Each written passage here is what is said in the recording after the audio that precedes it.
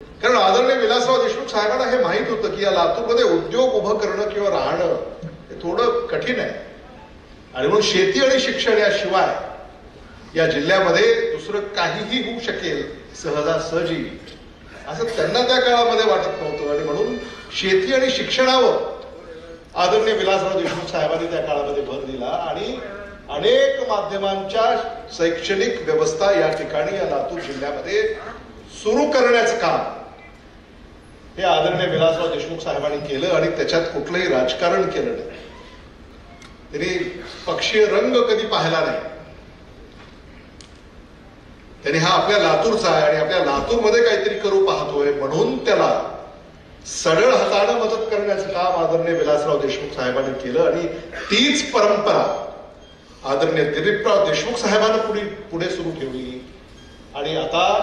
त्याच पावलावर पाऊल ठेवून मी आणि माझे सगळे सहकारी या ठिकाणी कार्यरत आहेत हे मला मुद्दाम